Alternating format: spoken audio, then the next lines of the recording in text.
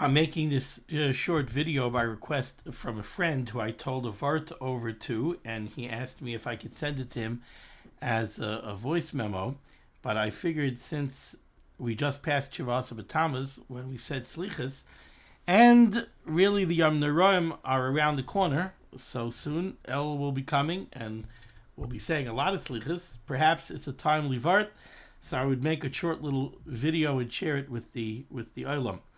We all know that we say in Slichas at Shema Keleinu, we ask the Rabbeinu Shalom, Al tashlichenu milfanecha, do not cast me from before you, Ruach HaKodesh al tikach mimenu, and don't take your Ruach HaKodesh from us. So Rav Moshe, ztvkl Rav, in a pre-Slichas Shmuz, once asked the following question. He said, this comes from a pasuk in Tehillim. David HaMelech asked the Rabbeinu Shalom, V'ruach HaKodesh al tikach mimeni. He asked the Rabbeinu Shalom, please don't take your Ruach HaKodesh away from me. Now, David HaMelech in Tehillim wrote this in Lashon Yachid. He wrote it in the singular, and he was referring to himself.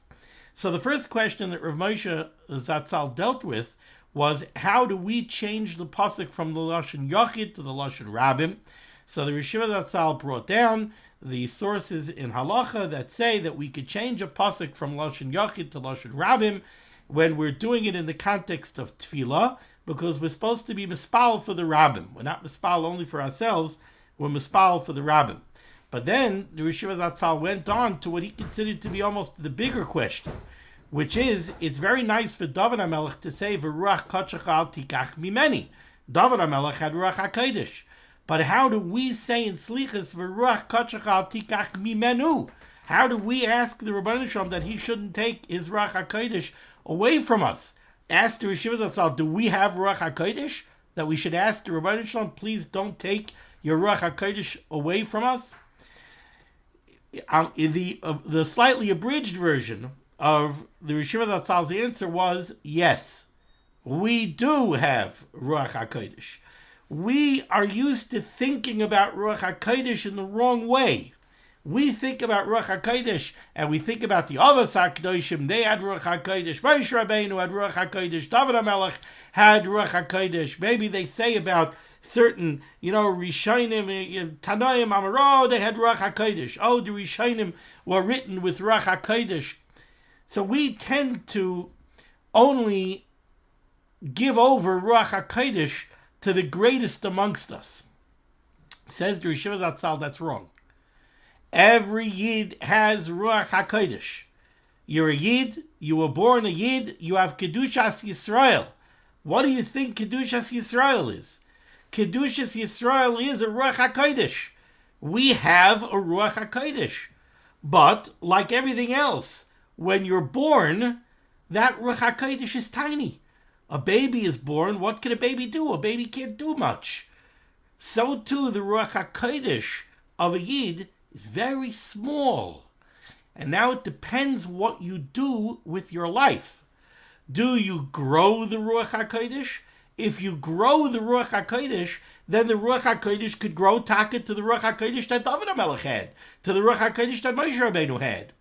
That's if you feed the Ruach HaKodesh and you make it grow. If Chas v'Chalil you starve the Ruach HaKodesh, then ultimately the Ruach HaKodesh could die. And that's why we ask the Rabbeinu Shalom that despite our Averis, we ask the Rabbeinu Shalom, V'ruach HaKodesh al tikach mimenu. Now, the Rishiva Zatzal said, how do you feed the Ruach HaKodesh? So what the Rishiva Zatzal said was, the way you feed the Ruach HaKodesh is it depends on how you do mitzvahs. And these were his words. He said, if you do a varma mitzvah, that's what he said. If you do a varma mitzvah, if you do a warm mitzvah, it feeds the Ruach HaKodesh. What's a varma mitzvah, he said? If somebody does a mitzvah with a kavana, he does a mitzvah with a hergish, he does a mitzvah with their hair, that he's doing the ratzon of the Barei Olam, and he's doing it lishma, and he's doing it because he wants to mekayim a mitzvah.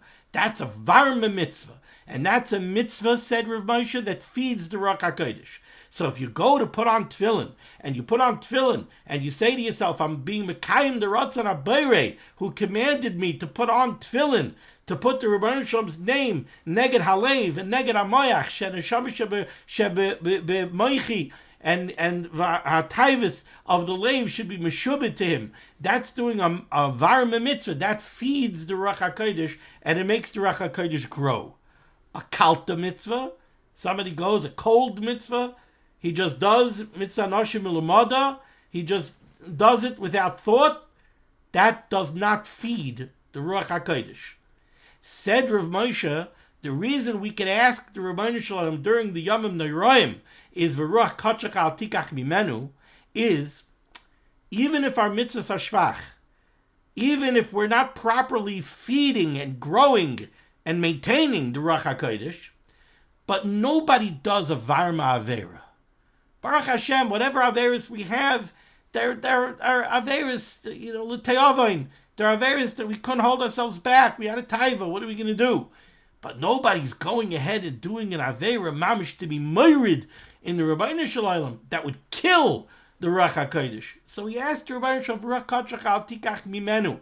At least don't take the Ruach HaKodesh away from us. And hopefully over time, it'll taka grow.